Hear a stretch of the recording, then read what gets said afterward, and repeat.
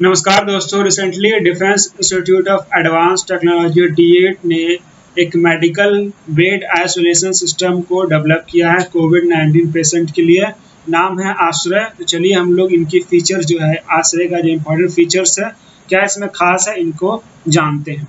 तो इनको तैयार किया गया है कोविड-19 पेशेंट के लिए। उनके द्वारा जो वायरस इन्फेक्शन जो है रिलीज किया जाता है, उनको मिनिमाइज करने के लिए एक तरह से, या स्टॉप करने के लिए। होता क्या है कि अगर किसी पेशेंट को ये कोविड-19 जो हो गया, उसके बाद उनको आइसोलेशन में कुछ दिन के लिए डाला जाता है। तो आइसोलेशन में जब रहते हैं वो, तो चूँकि वो एक तरह से इन्फेक्टेड पेशेंट है, तो उनके बॉडी से बहुत सारा जो एक तरह से कह सकते हैं इन्फेक्टेंट निकलता है, बॉडी से इन्फेक्टेंट निकलता है, वायरस और एरोसोल उसके बॉडी से निकलता है, जो हो सकता है उसमें वायरस का कंटामिनेशन हो। तो उनको अगर आइसोलेशन में रखा जाए, फुल्ली पैक्ड रखा जाए, और उनका जो इन्फेक्टेंट है वो किसी बाहर में ना जाए, और किसी जो बाहरी व्यक्ति है, जो मेडिकल स्टाफ आते हैं या फिर कोई आता है, तो उनको फैले ना, और हॉल में जहाँ पर है वो एक दूसरे में जो ठीक हो रहे हैं उनको ये वापस इन्फेक्शन ना लग जाए। तो इन सब चीज़ों को देखते हुए और वायरस के जो इन्फेक्शन है उनको रोकने के लिए, एक तरह से कम करने के लिए, एक तरह से ये मेडिकल बेड आइसोलेशन सिस्टम को तैयार किया गया। खास बात इसमें बहुत सारे हैं, एक एक करके जानते हैं हम लोग। सबसे पहली बात, ये लो कॉस्ट है और रीयूजेबल है। तो रीयूजेबल होने की वजह से ये लो कॉस्ट है। इसको हम लोग मतलब एक पेशेंट को अगर का क्वारंटाइन खत्म हो गया, आइसोलेशन खत्म हो गया, तो इसको हम लोग सैनिटाइज करके दूसरे के लिए भी इस्तेमाल कर सकते हैं। कैसे कर सकते हैं वो भी हम लोग जानेंगे।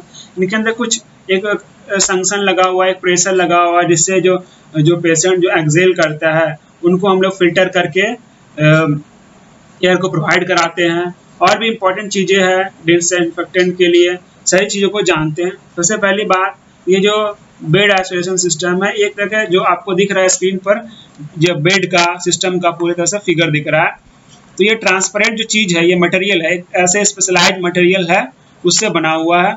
और ये मटेरियल जो है, ये एक तरह से एंटी बैक्टीरियल, एंटी फंगल है, और इसको हम लोग आसानी से सैनिटाइज कर सकते हैं। इस वजह से ये क्या है, रीयूजेबल है, ठीक है, और इस वजह से ये लो कॉस्ट बन जाता है।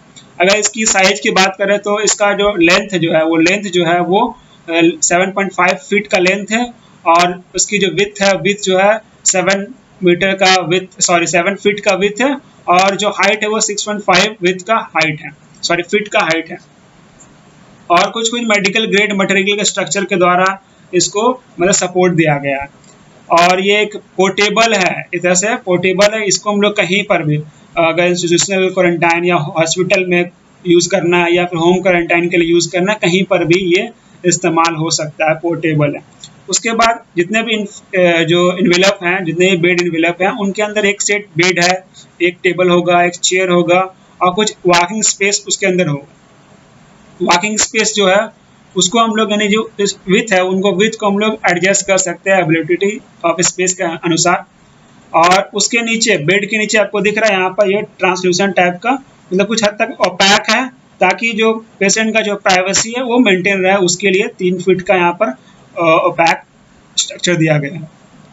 उसके बाद इसको जो प्रोटोटाइप बनाने वाले जो मैन्युफैक्चरर हैं, clean core solution private limited, Bhosari based, यानी पुणे में है, जो उन्होंने इसका कॉस्ट सेटअप किया 10 बेड के लिए 1 लाख रुपीज़ अप्रॉक्सीमेटली, और होम क्वारंटाइन के लिए 1 बेड का कॉस्ट जो है 15,000।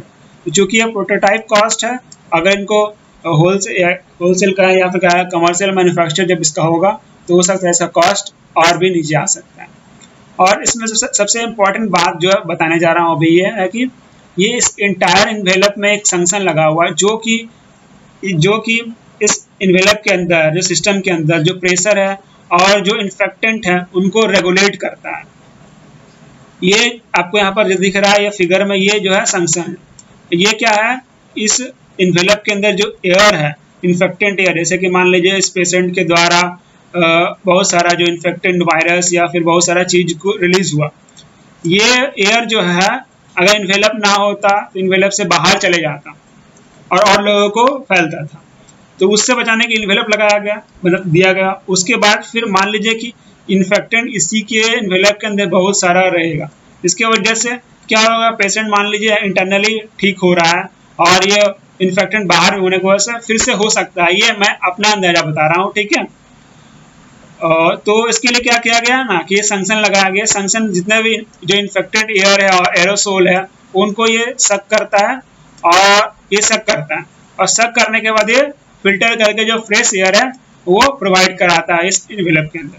तो ये जो संक्शन है ये एक मेन डक्ट से बाहर, एक मेन डक्ट से जुड़ा होता है, और मेन डक्ट में UV light, filter circuit, HEPA filter, suction blower लगा होता है, जिसकी वजह से ये यहाँ जो एयर है उसको वो सक करके वहां पर लाता है और यूवी रे और भी फिल्टर की वजह से इसको फिल्टर कर सकता है। तो ये था इम्पोर्टेंट फीचर इसका, इस बेड सिस्टम का। एक तरह से कह सकते हैं ये काफ़ी हद तक कारगर हो सकता है, और जो कोविड-19 पेशेंट है उनको इन्फेक्टिंग से आइसोलेशन सिस्टम में और स्थिति ना बिगड़े और कोविड-19 का जो स्प्रेड है उनको बचाने के लिए बहुत ही कारगर सिस्टम हो सकता है। तो थैंक यू दोस्तों, हैव ए नाइस डे।